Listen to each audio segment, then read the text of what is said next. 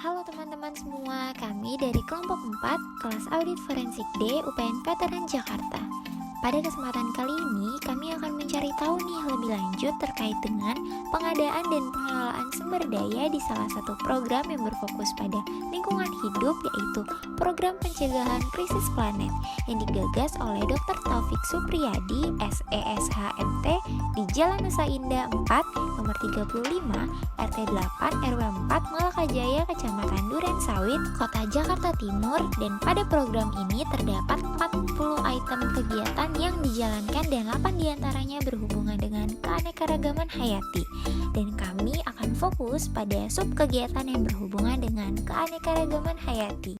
Pada pembahasan pertama, di sini kami akan membahas salah satu kegiatan pada program ini, yaitu kolam gizi warga yang diperuntukkan bagi balita dan lansia di sekitar wilayah program ini. Nah, kalau dilihat di sini terdapat 3 akuarium yang dimana terdapat ikan nila, ikan bawal, dan ikan lele yang pastinya dibeli dari bibit dan kemudian dipelihara atau dibudidaya hingga bisa dikonsumsi nantinya. Karena di sini kami akan membahas terkait pengadaan dan pengelolaan sumber dayanya, maka kami melakukan wawancara dengan pihak pengelola program pencegah krisis planet. Nah, berdasarkan informasi yang kami dapatkan, pengadaan bibit ikan konsumsi di program pencegah krisis planet ini melalui berbagai macam seleksi atau survei untuk mencari peternak ikan yang expert pada jenis ikan yang cocok dan sesuai dengan lingkungan program ini. Dan untuk mencari ikan yang sesuai dan tahan kondisi lingkungan sekitar, dilakukan berbagai macam percobaan.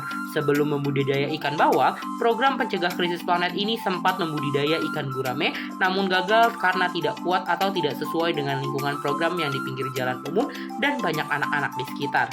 Pada program ini bekerja sama dengan 3 pihak vendor yang berbeda sesuai dengan keahlian masing-masing peternak sesuai dengan jenis ikannya, karena masing-masing jenis ikan memiliki karakteristik yang berbeda-beda. Nah, untuk mencari vendor yang memiliki keahlian sesuai dengan jenis ikan yang diinginkan, bagian pengadaan sumber daya pada program ini melakukan riset melalui internet. Apakah ada peternak jenis ikan tersebut yang memiliki kualitas ikan yang baik, karena nantinya ikan tersebut akan menjadi konsumsi untuk balita dan lansia sesuai dengan nama kegiatannya, yaitu kolam gizi warga, sehingga bagian pengadaan sumber daya perlu mencari bibit ikan dengan kualitas yang baik. Selanjutnya, terkait pembahasan lebih lanjut mengenai resiko, dapat kita ketahui bahwa budidaya ikan memiliki resiko kegagalan panen atau mati.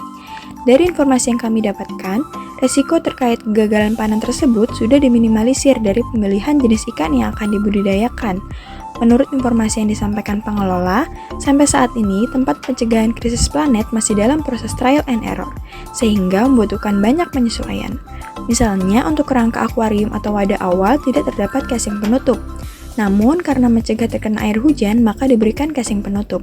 Lalu, untuk ketebalan kaca akuarium semula 40 cm menjadi 60 cm.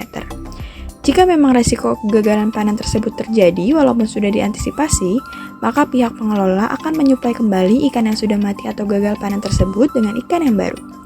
Nah, selanjutnya, demi kesehatan warga yang nantinya akan mengonsumsi ikan-ikan tersebut, pastinya pihak pengelola memberikan pakan ikan yang berkualitas. Dari informasi yang sudah kami dapatkan, pihak pengelola membeli pakan ikan dari vendor tertentu. Selain itu, pihak pengelola juga membudidayakan maggot sebagai pakan ikan kolam konsumsi. Maggot-maggot tersebut diberi makan dengan sisa-sisa sayuran dari sebuah catering bernama Maldika. Pihak pengelola memberikan informasi bahwa pembudidayaan maggot sebagai pakan ikan membutuhkan effort dan biaya yang lebih dari RAB awal. Untuk pembahasan kedua di sini ialah kolam ikan hias. Uniknya, kolam ikan hias ini merupakan biaya pengadaan investasi yang paling besar dibandingkan dengan ikan-ikan lainnya. Kolam ikan hias ini berisi jenis ikan koi. Untuk pengadaan kolam ikan hias ini mendapatkan dukungan berupa bantuan dari dana CSR, Bank BUMN. Di samping itu, terdapat pula dana lainnya yang dikelola baik oleh warga untuk penambahan material lainnya yang mendukung dalam pengelolaan ikan hias tersebut seperti aerator dan pakan otomatis. Dalam pengelolaannya, ikan hias merupakan salah satu yang paling dikontrol dengan ketat karena risiko matinya ikan koi lebih tinggi dibandingkan jenis ikan lainnya. Berdasarkan hasil dari wawancara kami, jenis ikan koi merupakan ikan yang paling mudah stres dan tidak bisa telat dalam pemberian pakannya. Maka dari itu, dalam mengelola kolam ikan hias ini digunakan tambahan aerator atau belembung akuarium, penambahan keran, pakan otomatis, dan juga kontrol ikan hias melalui CCTV. Salah satu tanda ikan koi mulai stres ialah ketika ikan tersebut mulai mengapung ke atas yang menandakan bahwa ikan mulai kekurangan oksigen. Langkah yang diambil ialah dengan penambahan oksigen atau aerator, mengurangi dan juga menambah kembali air di dalam kolam. Selain itu, terdapat pula risiko eksternal seperti risiko kolam ikan yang pecah. Maka dari itu, kolam ikan diberikan double casing dan juga terdapat pemasangan beberapa peraturan untuk warga seperti dilarang mengetuk kaca akuarium, dilarang memutar air keran akuarium, dan lain sebagainya. Cara pengelolaan ikan hias ini juga dipantau oleh pengawas melalui CCTV. Maka dari itu, CCTV dipantau oleh semua pengurus untuk pengelolaan dan juga pencegahan risiko dalam pembudidayaan ikan hias. Pembahasan yang terakhir berkaitan dengan program tanaman produktif, yang secara khusus merujuk pada tanaman yang mampu menghasilkan buah. Dalam upaya pencegahan krisis planet ini, tanaman produktif ditanam menggunakan teknik tabulam pot atau tanaman buah dalam pot, mengingat keterbatasan lahan yang tersedia. Program ini telah berhasil mencatat sebanyak 770 unit tanaman produktif yang tersebar di rumah-rumah warga. Contoh tanaman produktif yang dibudidayakan meliputi mangga, jeruk biji, anggur, bayam Brazil, dan cabai. Setiap tanaman ini didata dengan cermat untuk memastikan lokasi, kondisi, dan distribusi masing-masing tanaman. Pendataan ini penting tidak hanya untuk memantau perkembangan tanaman, tetapi juga untuk mengoptimalkan perawatan dan pemanfaatan hasilnya. Jika ditemukan adanya tanaman yang mati, tidak ada pergantian atau pemberian kembali tanaman baru sebagai pengganti. Oleh karena itu, sangat penting bagi warga untuk melakukan langkah-langkah pencegahan agar tanaman dapat tumbuh dengan baik dan tidak mengalami kematian. Langkah-langkah pencegahan tersebut mencakup penyediaan suplai pupuk yang memadai dan pembuatan pupuk kompos dari sampah organik.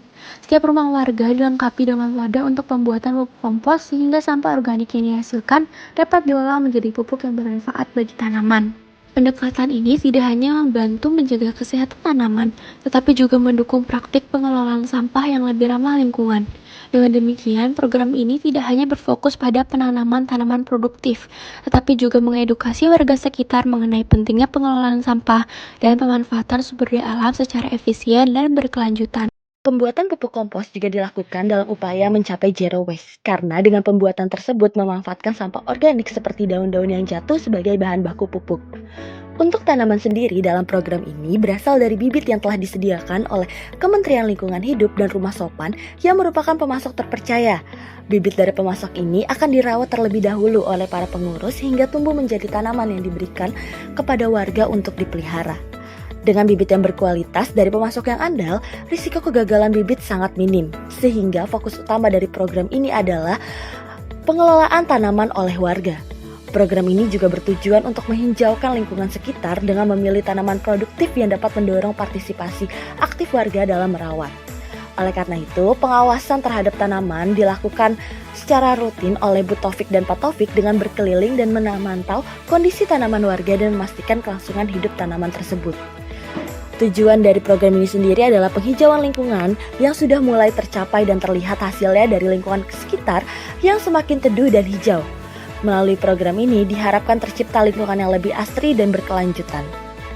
Demikianlah pembahasan mengenai pengadaan dan pengelolaan sumber daya pada program pencegahan krisis planet yang berfokus pada keanekaragaman hayati. Melalui program ini kita dapat melihat upaya nyata dalam melestarikan lingkungan hidup dengan melibatkan partisipasi aktif dari masyarakat sekitar. Pengelolaan yang baik terhadap kolam ikan konsumsi, kolam ikan hias, dan tanaman produktif memastikan berkelanjutan program dan manfaatnya bagi masyarakat. Selain itu, pendekatan zero waste melalui pembuatan pupuk kompos dari sampah organik juga mengedukasi masyarakat tentang pentingnya pengelolaan sampah yang ramah lingkungan.